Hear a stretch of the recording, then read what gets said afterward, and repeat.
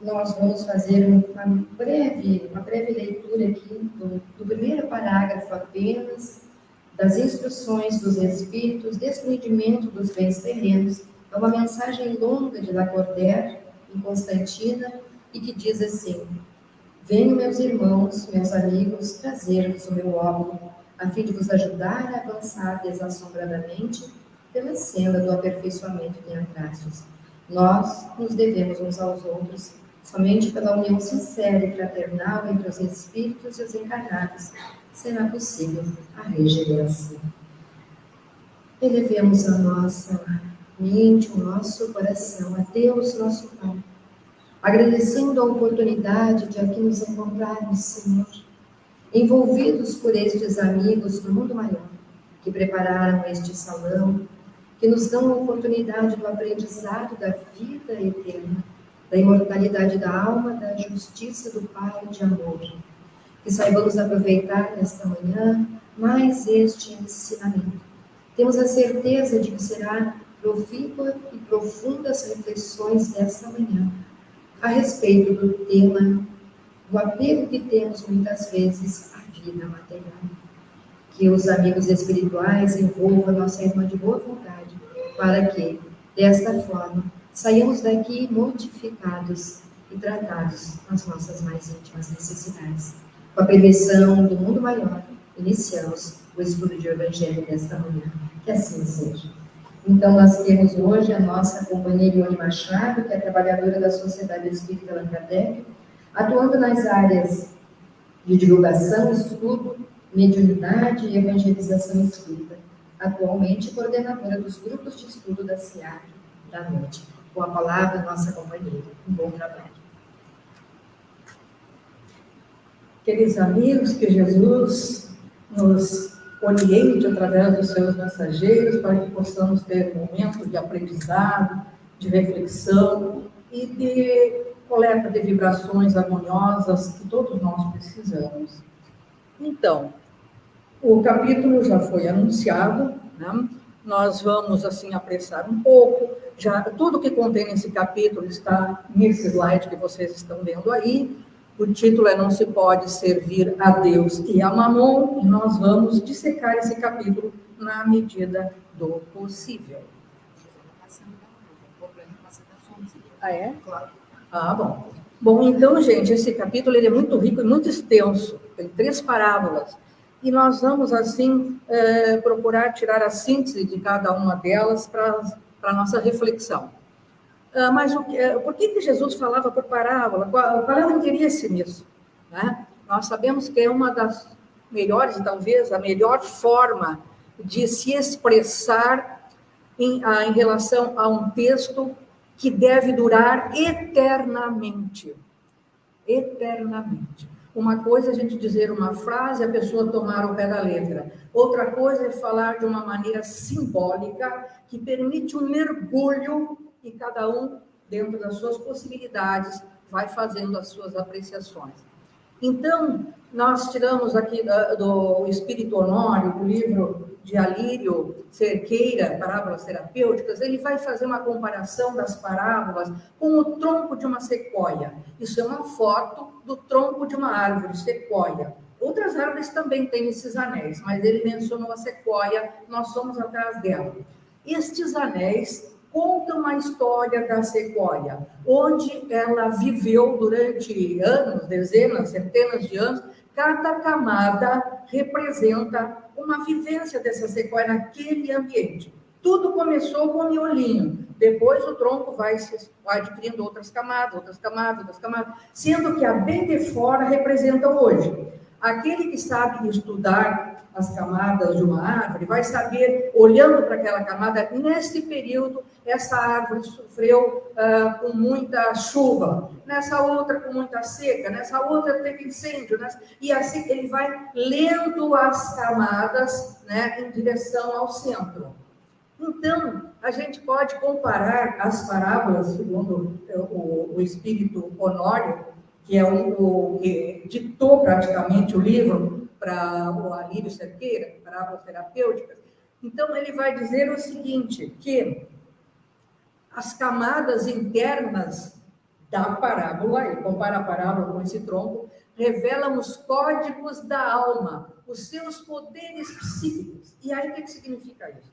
Significa que, conforme a nossa condição espiritual, nós não conseguimos mergulhar na parábola, mergulhar em direção ao centro, ao miolinho, nós ficamos na superfície, o meu entendimento é muito pequeno, eu não conheço nada sobre doutrina, então eu só consigo ficar na casca, só no pé da letra. A casca é o pé da letra, o que diz a frase.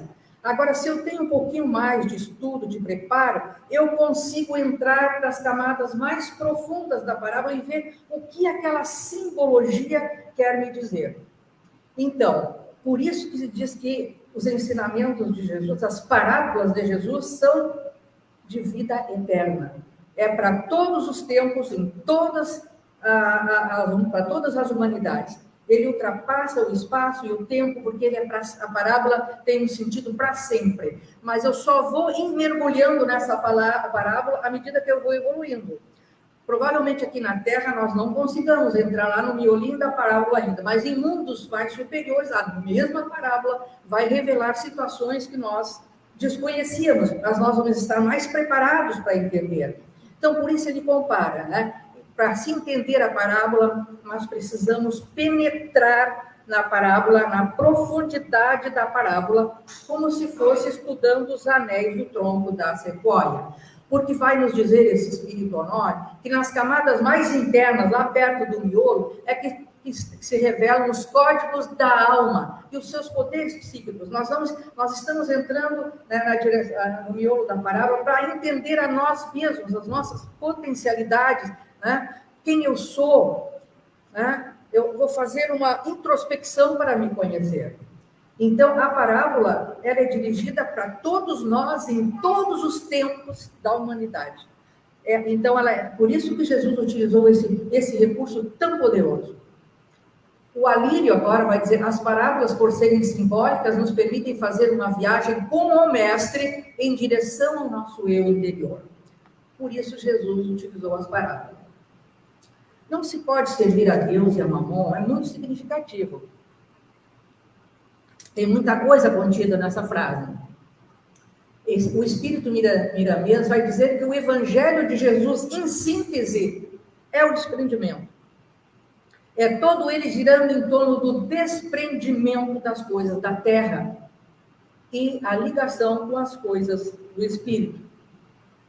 Porque se nós podemos resumir todo o ensinamento de Jesus na palavra amor, e fora da caridade não há salvação, a caridade é o amor no seu grau máximo, e para haver caridade eu tenho que me desprender do que eu tenho para doar, seja material, ou seja moral, ensinamento moral. Eu tenho que esquecer um pouco de mim para ir em direção do outro. É uma doação.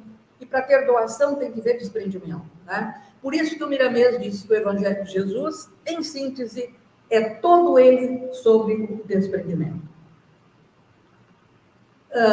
O que significa mamon? Bom, lá para os hebreus, né, significa dinheiro, mas também pode significar paixões inferiores, coisas materiais, coisas materiais supérfluas, né? Então, enfim, mamon é tudo aquilo que tem na terra e que a gente não leva quando vai para o plano espiritual, quando desencarna e vai para o plano espiritual. É tudo que pertence à terra. Mas não significa que são coisas ruins, claro que não. O bem empregado se torna uma coisa muito poderosa, uma alavanca que nos ajuda a progredir, né? Mas o nosso mal aqui na terra, por enquanto, é o nosso apego. Lucas vai registrar as palavras de Jesus. Ninguém pode servir a dois senhores, porque ou odiará a um e amará a outro, ou se prenderá a um e desprezará o outro. Não podeis servir simultaneamente a Deus e a Mamon. Vamos trazer para a nossa realidade. Vamos imaginar que nós trabalhamos numa empresa e nós temos um chefe, que é o dono da empresa, o presidente, e nós temos lá um gerente, né?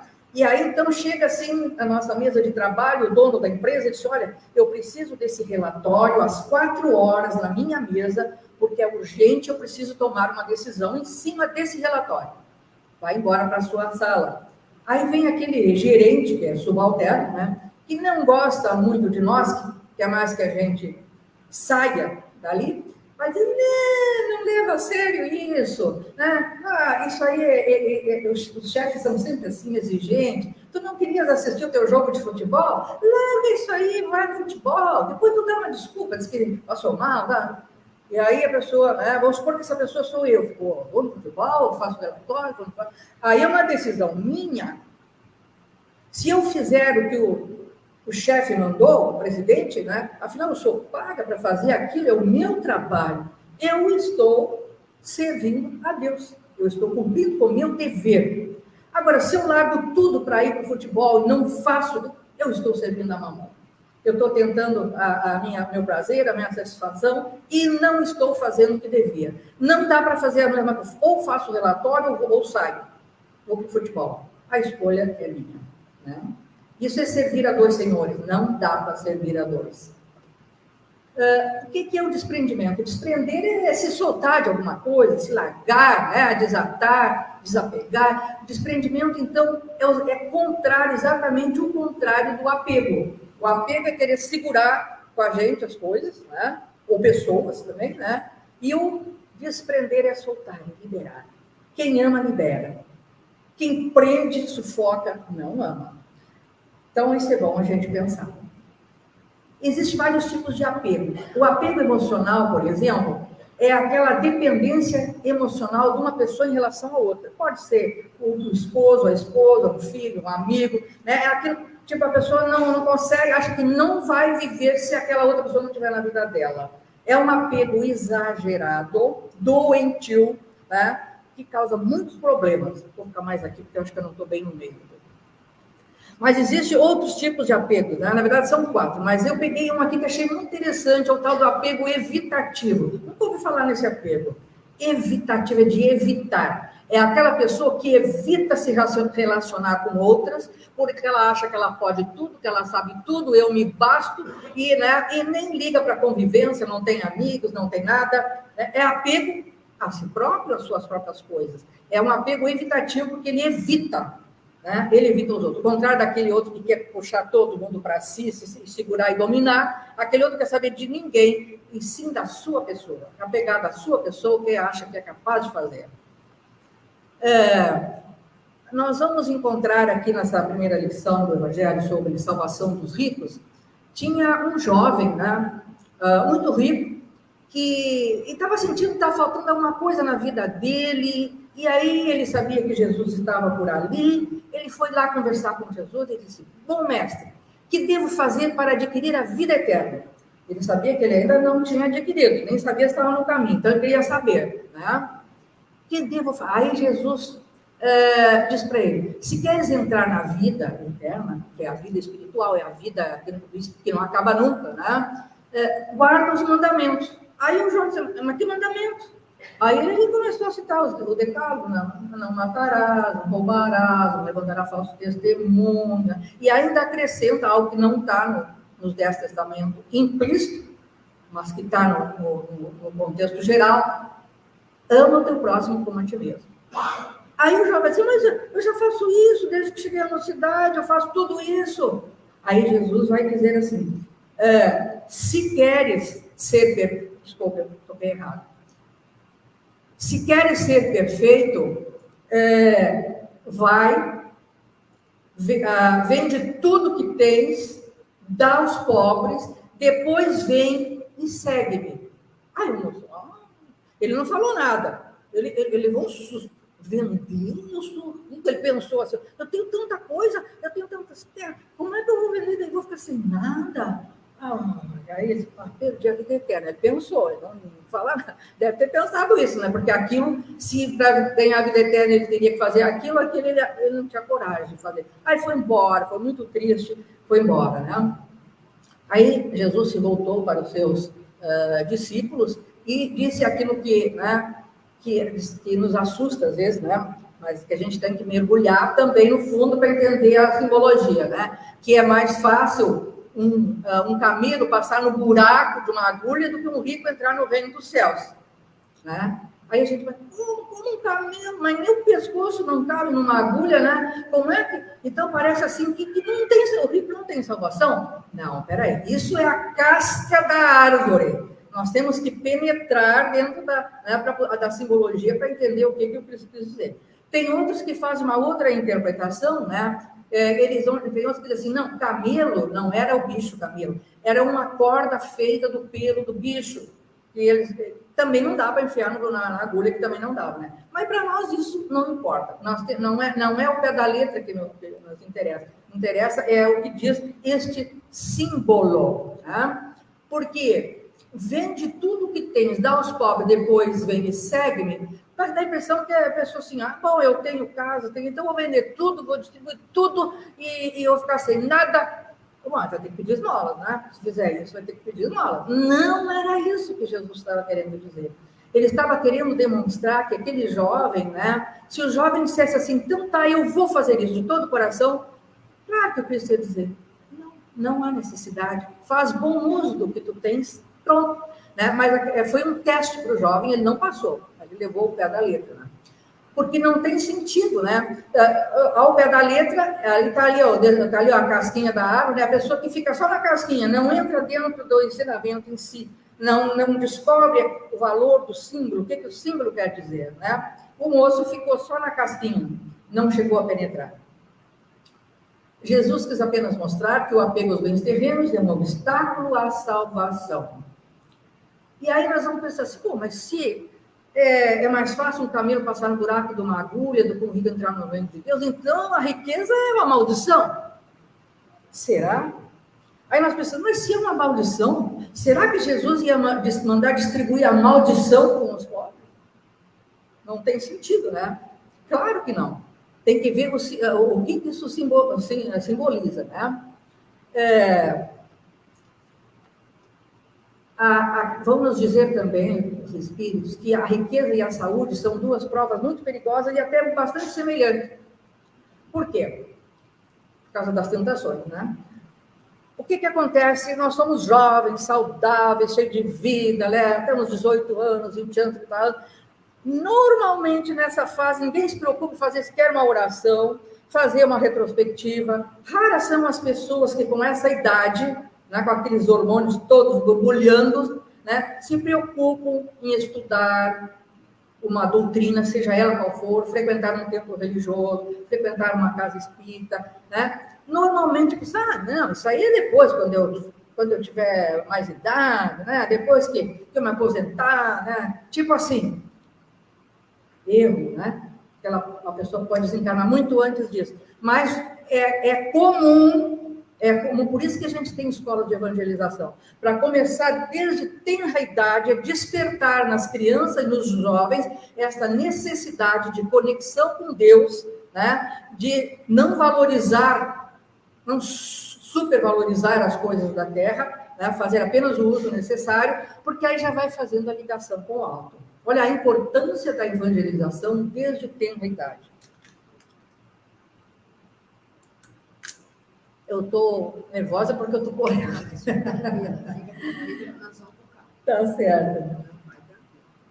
Nós sabemos que fora da caridade não há salvação. Mas tem mais coisa que isso quer dizer. Diz que fazer a caridade é o melhor investimento que nós podemos fazer. Não tem CDB, Bolsa de Valores, Bitcoins, nada disso. Fazer a caridade proporciona um rendimento moral, um rendimento espiritual para a eternidade. Uma única caridade verdadeira, com o coração, não é aquela para aparecer, né? Com sensibilidade, ajudar alguém, fica rendendo para a eternidade. Aquilo fica gravado em nós para sempre. Nunca mais vamos perder. Na Bolsa de Valores, a Bolsa é assim, é volátil, sobe, desce. Um dia a gente ganha 100 mil, no outro perde 200, né? Mas isso aqui não. O bem que nós fazemos ao próximo é um investimento eterno. Existem vários tipos de apego. É interessante. O apego àquilo que nós temos, a gente já conhecemos. Né? Mas existe também o apego àquilo que nós não temos. Epa, como é que é isso? Apego é o que nós não. Mas é aquilo que nós queremos ter desesperadamente, trabalhamos dia e noite, esquecemos família, esquecemos para ter aquela casa bem grande, bem linda, ou comprar aquele carro do ano, ou sei lá, comprar helicóptero, enfim, tem de todo tipo de apego. A pessoa, então, eu não tenho, eu quero ter, então a pessoa se dedica desesperadamente para conquistar aquilo. É um apego, uma coisa que nós não temos. Existe o apego aos filhos, aos amigos, né? Tem pais, assim, que querem decidir a profissão dos filhos. Eu conheço uma família que eu estou acompanhando, meus amigos, não sei o que vai dar isso. O menino queria ser astronauta, o pai disse, tu vai ser dentista. Porque eu sou dentista e nós temos um consultório bem moderno, isso é na Itália, eles moram na Itália, e tu vais ficar com o meu consultório e vais ficar com a minha clientela. Mas, pai, eu quero ir para a NASA, eu quero estudar nos Estados Unidos. Tu vais ser dentista. O menino se formou agora em odonto. Agora, quanto tempo ele vai ficar nisso? Provavelmente até ele conseguir recursos para ir embora para os Estados Unidos. Não vai dar certo. Ele nunca quis aquilo ali, né? Então, tem pais que querem fazer este domínio. Eles querem dominar a vida do outro. Né? É um apego à vida do outro. Quer aquela vida aí como se fosse do pai. Ele quer fazer o que ele tem que fazer. Às vezes também pode encontrar uma mãe, né? A filha lá, tua mãe, estou namorando. Quem me filha? Não é de jeito nenhum. Não é, rapaz. Esse aí não. Tu tens que namorar o filho do fulano, que são abastados, tem bastante recurso, não vai deixar de faltar nada. Meu Deus, está ensinando o apego. Os pais, assim, se dá conta, estão ensinando o apego aos bens materiais para os filhos. Né? Isso é comum, os pais interferirem na vida, né, emocional dos filhos, afetiva dos filhos, tentando também direcionar. Dá um estrago espetacular. Não dá certo, não dá certo. Né? Aqui, ó. Agora, o assunto é sobre preservar-se da avareza. A avareza é um apego excessivo ao dinheiro e às riquezas, de um modo geral, aos bens, de um modo geral. Aí eu vou mostrar para vocês uma coisa, se vocês se lembram. Quem tem 50 a mais vai se lembrar. Se lembram dessa figura aí? Cresci lendo essas revistinhas. O tio Patinhas. O mais avarento de todos os personagens das histórias infantis, tomando banho na sua piscina de dinheiro, de moeda de dinheiro. Pobre dos sobrinhos não ganhavam nada. É um símbolo de avareza muito grande. Né? Vocês riram, vocês também leram essas histórias, não sei. Então, olha uma coisa interessante que diz Caidar Schutel. A avareza é a véspera da mendicidade. Mas o que quer dizer? Aquele que é avarento hoje, amanhã será mendigo. Nossa Senhora, é pesado, dói, né? Mas é verdade, amanhã será mendigo. Porque tem que valorizar os bens na medida certa. Ele é bem taxativo. Né? Aí o mestre estava lá com aquela multidão, que ele sempre era cercado de multidão. O mestre nunca estava sozinho, né? Sempre cercado de multidão. Aí saiu lá do meio da multidão e veio conversar com o mestre e disse, mestre, dize a meu irmão que divida comigo a herança que nos tocou. Aí Jesus disse, mas quem foi que me nomeou para fazer a partilha de vocês? Né? Aí o rapaz ficou meio assim, né? E aí Jesus disse o seguinte para ele, tende o cuidado de preservar-vos de toda avareza, porquanto seja qual for a abundância em que o homem se encontre, sua vida não depende dos bens que possua. Aí vamos ver, aí Jesus vai aproveitar para contar uma parábola para esse rapaz, né? Para todos que estão ali, claro, né? Um agricultor que tinha, a lavoura dele estava produzindo assim muito, provavelmente trigo naquela época, hoje seria soja, mas naquela época devia ser trigo, né? Que era muito valioso, todo mundo dependia do trigo. Né? Então, foi uma época boa, o tempo foi bom, choveu adequadamente, tudo lá. Então, ele disse, mas agora, onde é que eu vou botar tudo isso? Os meus celeiros não tem espaço. Eu vou demolir tudo. Porque ele ainda não tinha colhido, não estava. Eu vou construir outros bem grandes. E aí vou botar tudo lá dentro. E vou dizer para minha alma, olha só o equívoco. Minha alma, tens de reserva muitos bens para longos anos. Repousa, come, bebe, goza. Olha a confusão que ele fez. Por acaso, alma repousa, dorme, alma come, alma bebe, alma gosta? Ele está falando do corpo dele. Ele provavelmente nem sabia que tinha alma, né? Nem sabia o que era alma. Né? Tudo que ele disse em relação ao corpo, se deitar, beber, isso é corpo.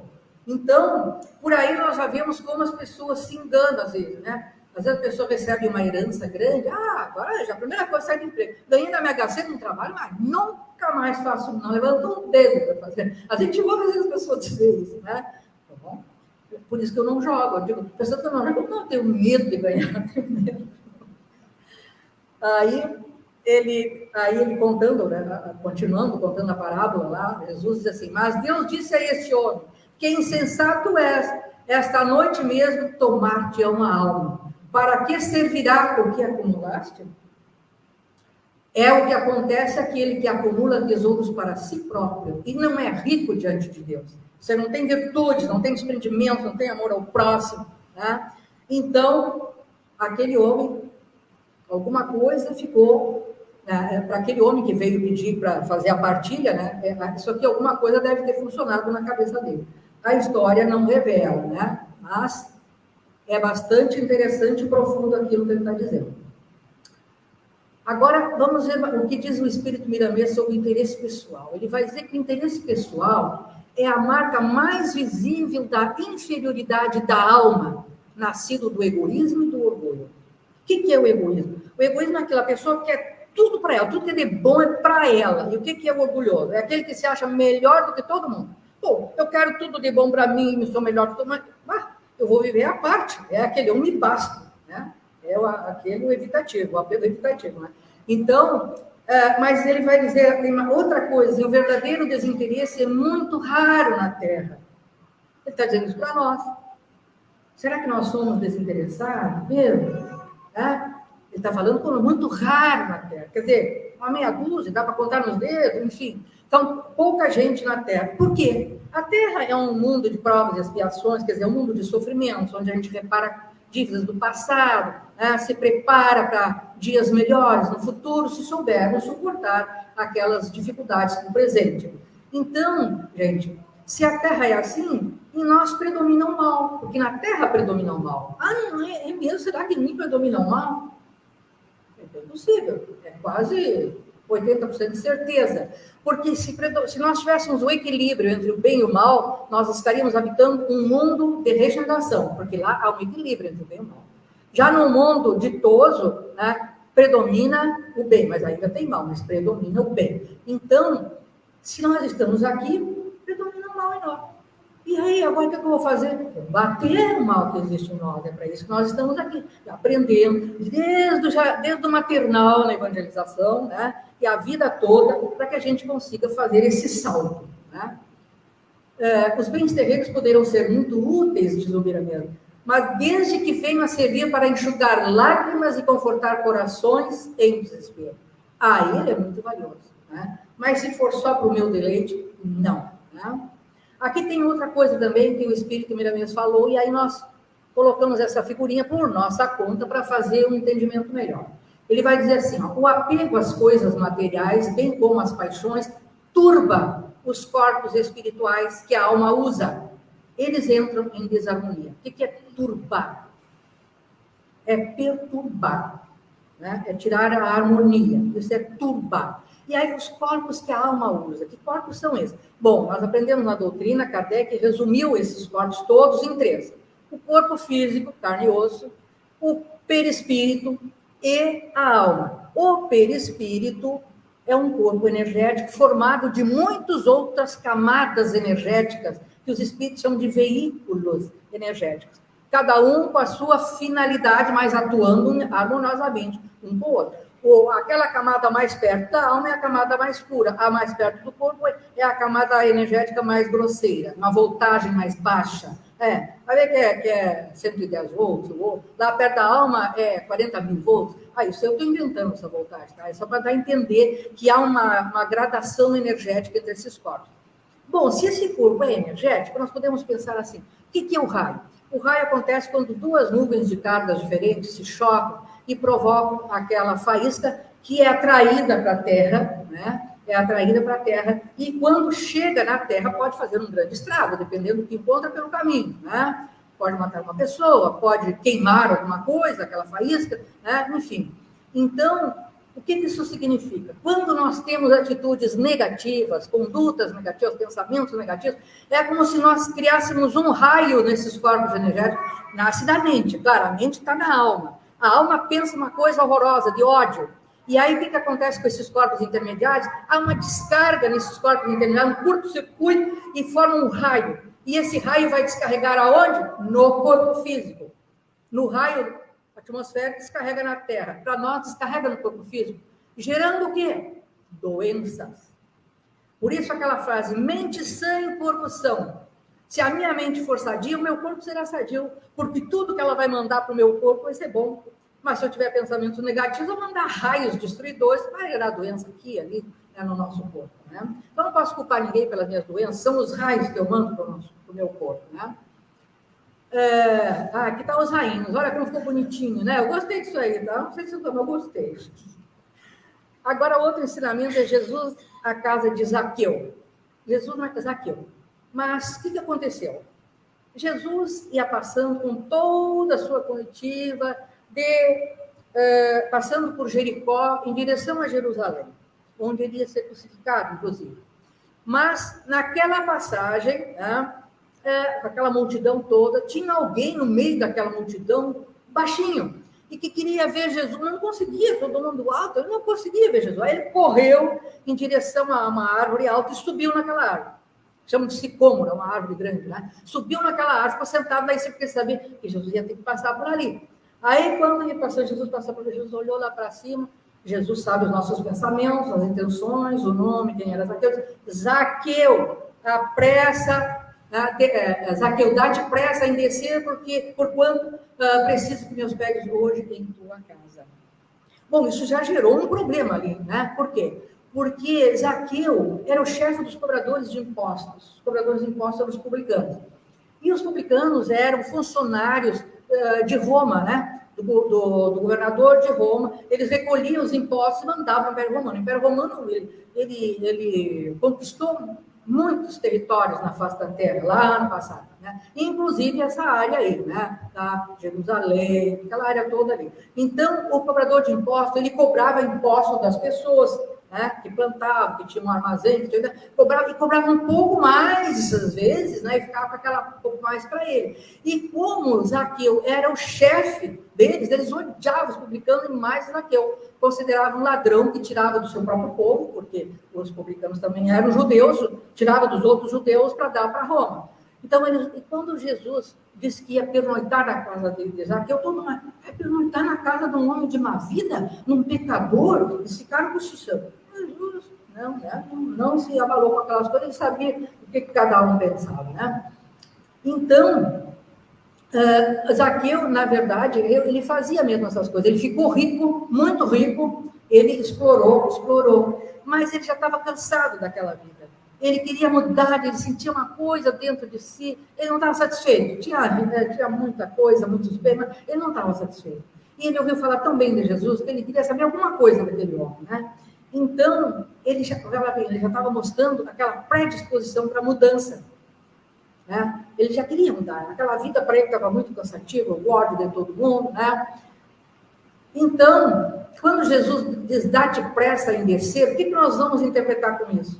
Sai da tua zona de conforto, sai dessa tua riqueza, sai dessa vida que tu está levando para uma outra vida e vai servir a Deus. Olha, calou fundo em Zaqueu, porque aí Zaqueu acompanhou Jesus até a casa dele, né? E ainda disse, quando na porta da casa, lá disse, Senhor, dou a metade dos meus bens aos pobres, e se causei dano a alguém, seja no que for, indenizo com 4 tantos. Ele estava disposto, né, a indenizar, ele estava disposto a se livrar daquela quantidade de bens que ele acumulou, dou metade para todo mundo, e indenizar, né, aqueles a quem ele lesou. Aí foi quando Jesus disse assim, esta casa recebeu hoje a salvação, porque também este é filho de Abraão, visto que o Filho do Homem veio para procurar e salvar o que estava perdido. Vejam bem, talvez aquela multidão que acompanhasse Jesus, poucos tivessem aquele mesmo pensamento, né, de Zaqueu, capaz de distribuir, e se livrar daquelas coisas para servir a Deus. Ele estava pronto. Então, isso, desce depressa, faz a tua reforma íntima, vem seguir a Deus. Era isso que estava expresso nessas palavras, né? Agora vamos entrar numa outra parábola, que é a do mal rico. Mal rico. Era um homem muito rico, morava no palácio, vestia com roupas caras, né? A comida era melhor que tinha, né? Não guardava resto, tá tudo fora. Aí Lázaro era um pobre que vinha sentar perto da escadaria do palácio dele, na esperança que jogasse alguma coisa fora daqueles restos e ele pegasse. O rico não dava nada para ele, nada, né? E ele estava ali sofrendo, resignado, não se revoltou, né? E os cães vinham lamber as feridas de Lázaro, né? Então, gente, aconteceu que Lázaro morreu. E Lázaro foi recebido por um espírito superior, que era o Abraão, que era um espírito de luz, estava sendo consolado, né? Estava sendo acolhido por esse espírito chamado Abraão, numa zona espiritual superior, dos espíritos superiores. Aí, depois de um certo tempo, o rico também morreu. E olha para onde ele foi. É claro que esse fogo aqui é um símbolo, né? Porque os judeus acreditavam que o inferno tinha fogo. Então, é uma forma de entrar dentro do contexto da época, daquele povo, para que eles sentissem o peso da coisa. Então, aí está Lázaro lá, no meio daquela angústia, porque o fogo significa, no símbolo da palavra, significa a culpa. Esse é o sentido que o livro de Alírio fala. Esse é a culpa, é o fogo que ele, na verdade, tem que ser traduzido dessa forma. Aí ele disse assim, esse rico lá, sofrendo: Pai Abraão, tem piedade de mim e manda-me Lázaro, a fim de que molhe a ponta do dedo na água para me refrescar a língua, pois sofro horrível tormento nessa chama. Mas o rico já estava dando ordem para Abraão, né? Manda o Lázaro pegar uma água no dedo e manda, né? Já estava lá mandando, né? Ele não estava nenhuma humildade, né? Já vê, ele continuava com aquela coisa de mandar, né? Mas Abraão, esse espírito elevado, disse: meu filho, lembra-te de que recebeste em vida teus bens e de que Lázaro só teve males, por isso ele agora está na consolação e tu nos tormentos. E Abraão continua dizendo mais para o rico, né? Ademais, existe para sempre um grande abismo entre nós e vós, de sorte que os que queiram passar daqui para aí não o podem, como também ninguém pode passar do lugar onde estás para aqui. É uma questão de evolução. Nós sabemos que quando nós desencarnamos, cada um de nós é puxado como se fosse um ímã para uma região no plano espiritual. Que região é essa? É uma região que combina com as minhas vibrações. Vamos supor que a minha vibração, vou inventar uma coisa aqui, é de 50 a vibração vai ter um número 50. Pronto. Para onde eu vou quando eu desencarnar? Eu vou para um lugar do plano espiritual onde a vibração é 50. A Solange, a vibração é 100, mais elevado. Vai acontecer, Solange vai ser atraída para aquela zona no plano espiritual onde a vibração é 100. Não adianta, eu quero ir lá na Solange. Não, é que nem aquele rico lá, não posso, não ter essa vibração, não posso ir lá. Aquele que está lá pode vir me ajudar, mas não vai morar comigo lá no 50. Ele vem socorrer, mas a habitação dele é lá naquele lugar dele. Então não adianta, eu quero ficar com meu pai, com a minha mãe, com meu filho, com meu marido. Nós vamos junto com aqueles parecidos com nós. Podemos receber a visita deles, como o André Luiz visitou a mãe dele no plano superior, mas ir orar lá com a mãe dele, não. Ele não tinha merecimento para ele. Então, nós somos puxados, assim, automaticamente para aquela região que combina com o nosso padrão vibratório. Tá?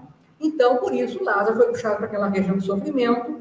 Aliás, Lázaro não, o rico, né? E Lázaro para a região agradável de paz, né? Aí o rico disse assim, né? O rico continuava insistindo: eu então te suplico, agora já está suplicando, não está mandando, pai Abraão, que eu mande Lázaro à casa de meu pai, onde tenho cinco irmãos, e dar-lhes testemunhos dessas coisas, a fim de que não venham também eles para este lugar de tormento.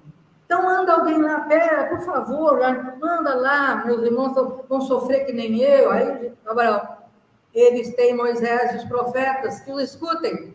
Não, meu pai Abraão, disse o rico, se algum dos mortos for ter com eles, farão penitência, que se arrependerão, vão mudar de vida.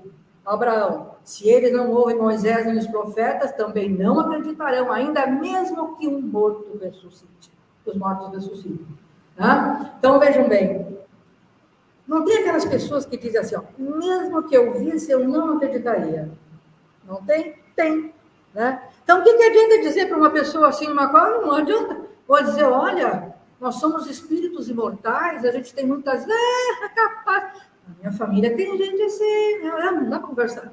Não dá, senão vai dar discussão, né? Não, porque nunca dizer, nunca ninguém voltou para dizer, ai meu Deus, o que tem lá, né? Mas o que a gente vai fazer?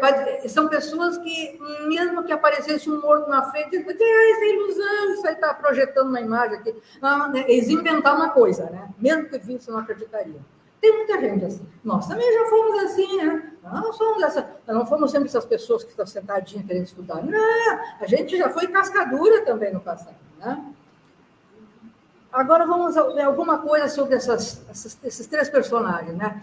O rico e o pobre, diz Caíban Schutter, o rico e o pobre Lázaro, personificam a humanidade toda. Né?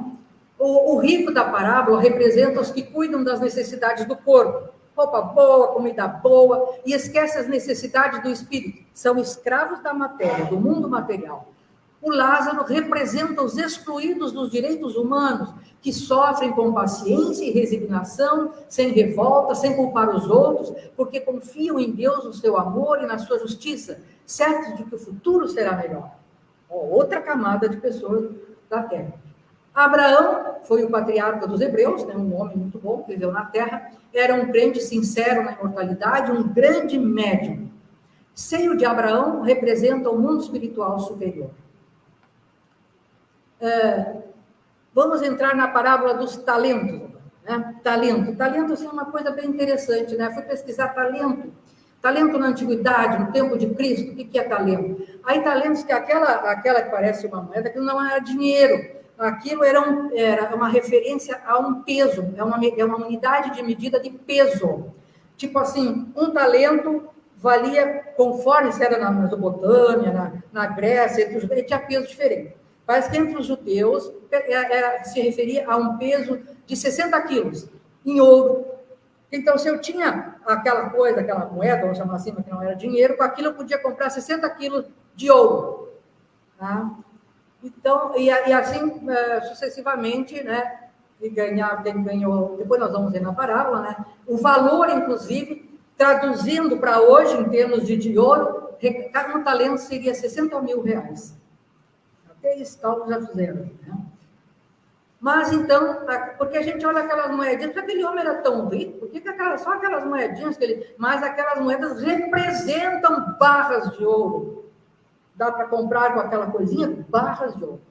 Então, um senhor muito rico, ele ia viajar, e não disse quantos minutos eu posso avançar? 10? Tá certo.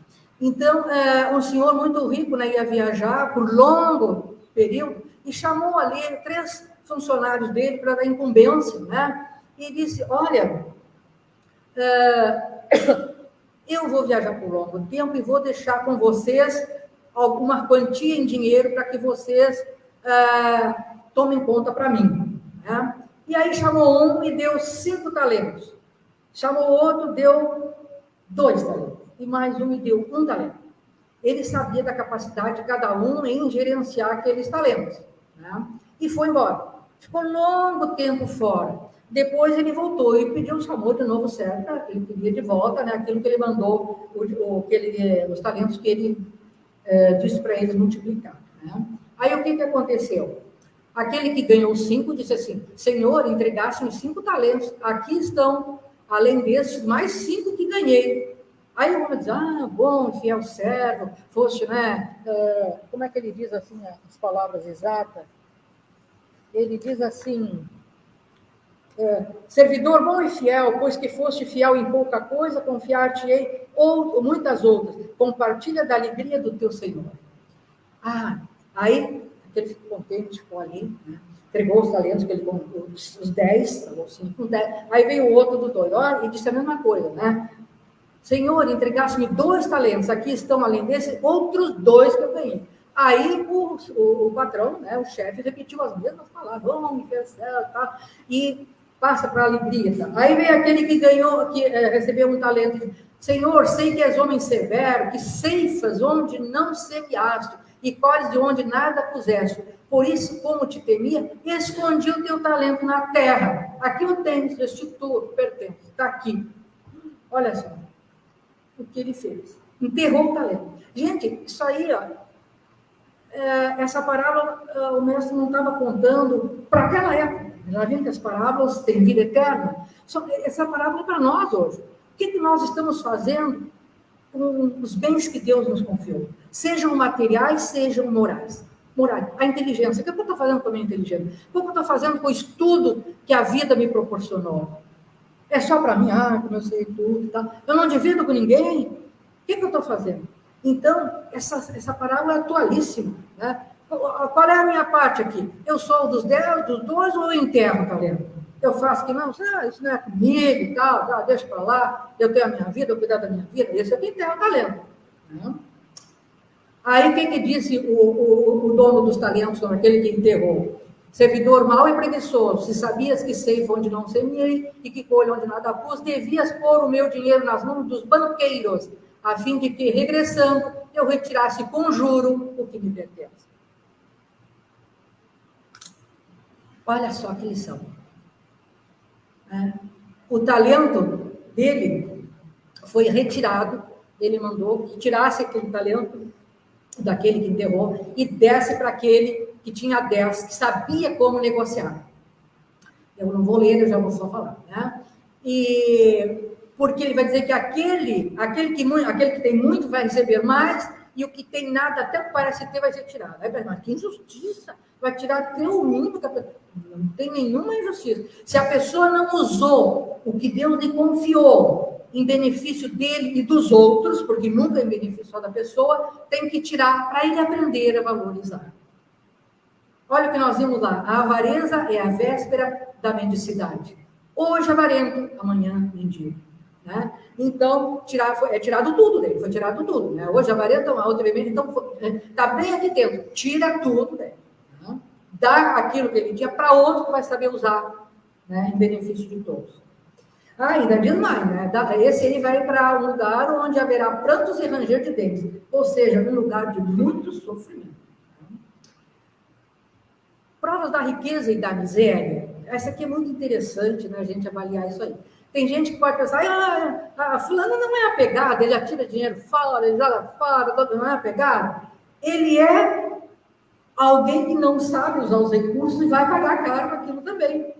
Um esbanjador. Né? É rico e tira fora. Aliás, a gente tem muitos exemplos de gente que acerta a Mega Sena, e não vai muito tempo aí na televisão, um homem capinando, aí fizeram entrevista. Aquele homem tinha acertado na Mega Sena uns anos atrás, ganhou fortuna. Gastou, esbanjou tudo, acabou voltando para a roça da capinada. Né? Aí, mas o que o senhor fez? Eu comprava um carro, se ele estragava, eu jogava fora, comprava outro. Eu comprei apartamento para todo mundo, ele esbanjou tudo que pode. Soube usar? Não. É justo que esse homem tenha dinheiro consigo? Não. Ele não sabe empregar?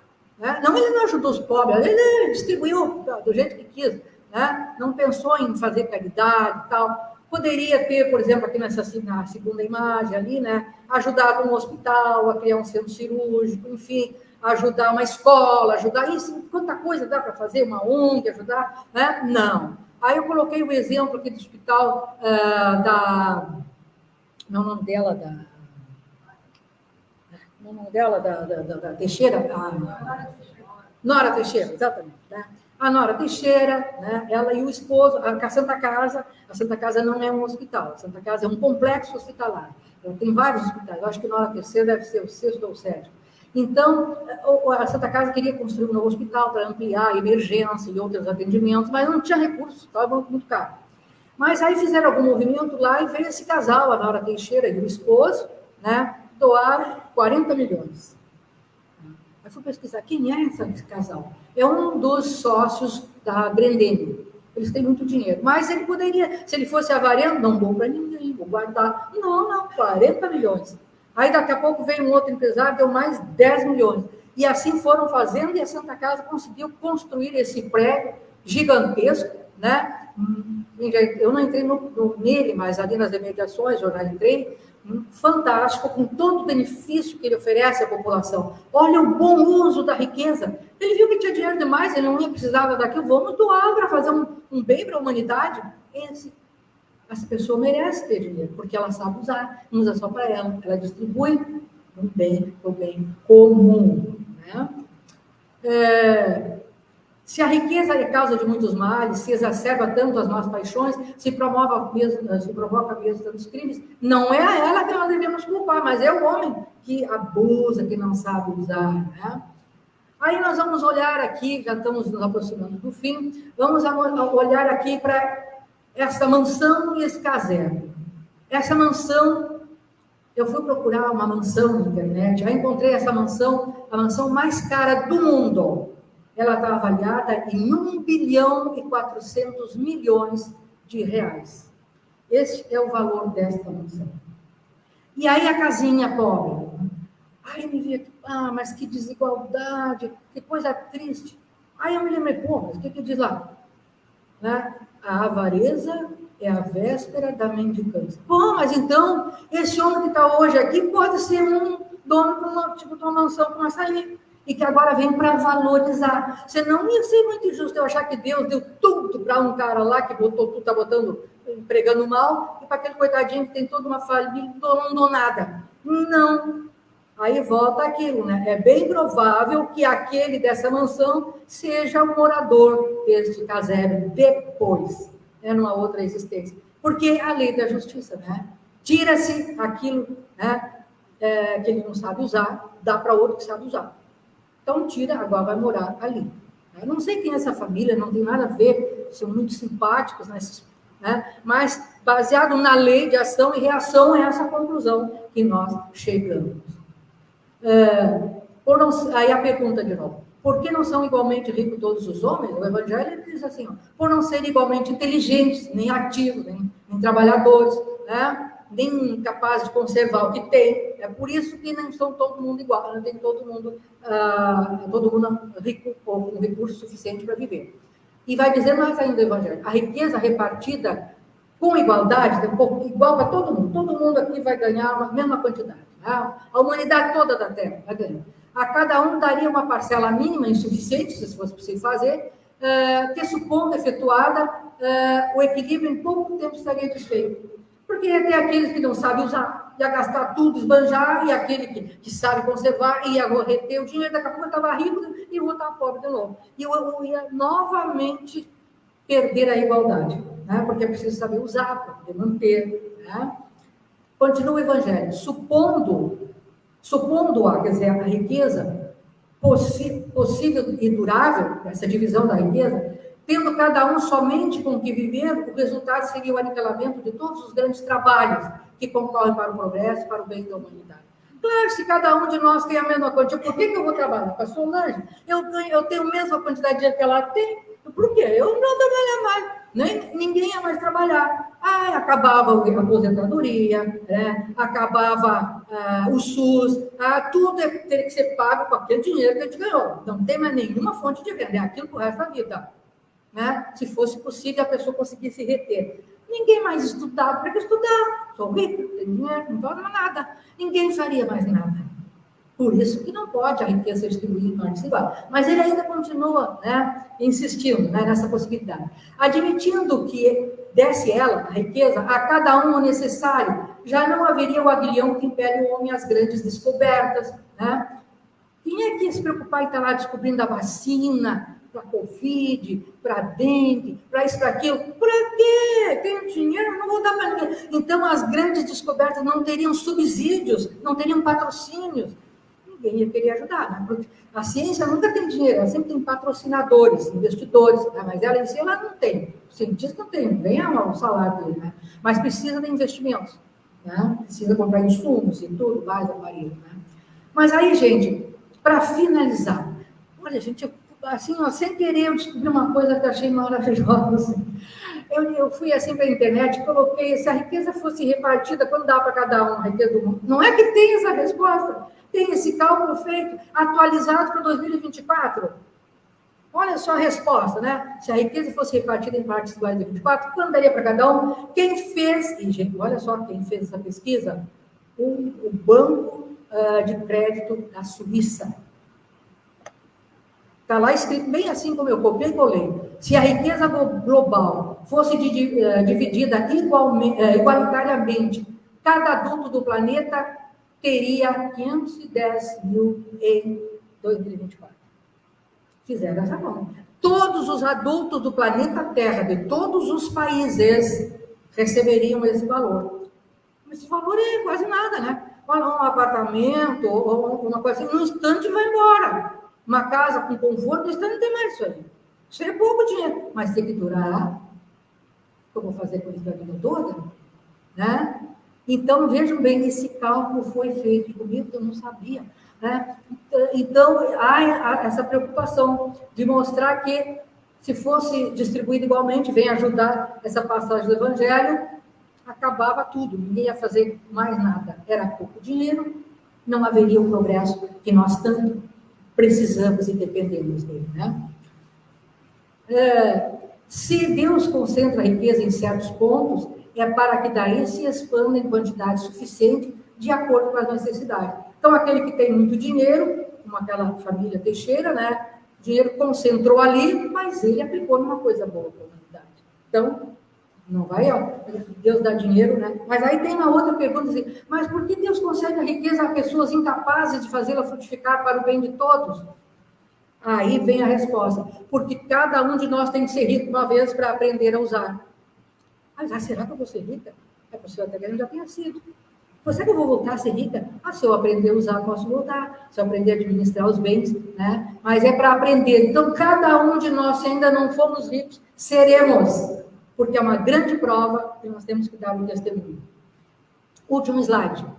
A verdadeira propriedade.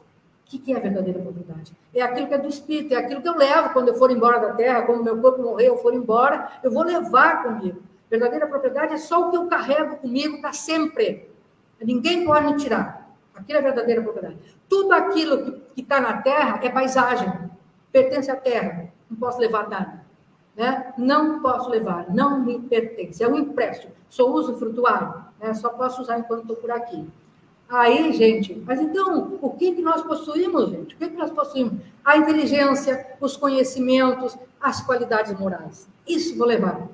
As qualidades morais a gente desenvolve. O que é qualidade moral? É a paciência, é o amor ao próximo, é a tolerância, é o perdão, é a caridade. São essas virtudes. Qualidades morais são virtudes, né?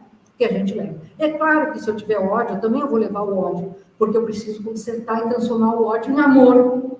Né? Eu vou levar essas coisas também comigo para poder trabalhar nelas. Né? Enfim, gente, lá quando nós chegarmos no plano espiritual, eles não vão perguntar assim, Ione, quanto que tu tinha na Terra? Que posição tu ocupava? O que tu fazia lá no Kardec? Nada disso. Né? Eles não vão perguntar se eu era princesa ou se eu era qualquer outra coisa. Né? Perguntar, que trazes contigo? Aí vai ser a hora, gente, vai botar a mão no bolso, né? Bolso da alma, o bolso da alma. Eu só tenho esse lencinho aqui. Né? Então, gente, simbolicamente falando, né? Nós vamos ver o que nós conquistamos, qual é a nossa bagagem espiritual. É isso que nós temos para apresentar. Não esquecendo que todos os investimentos no bem são eternos e eu carrego comigo. Todo bem que eu fizer, ou que cada um de nós fizer, a gente carrega para sempre. É a melhor moeda que nós podemos utilizar. É a moeda do bem, do amor, da caridade. Muito obrigada. Desculpe que eu corri.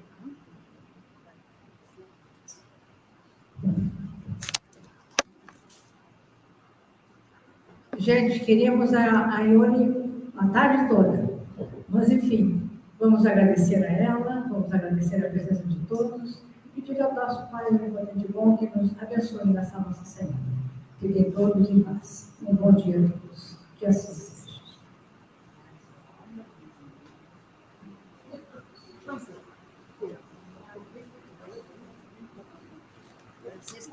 Muito obrigada. Obrigada, desculpe qualquer coisa, mas o amor é muito bom. A gente vai aprendendo, né? Eu consegui fazer tudo.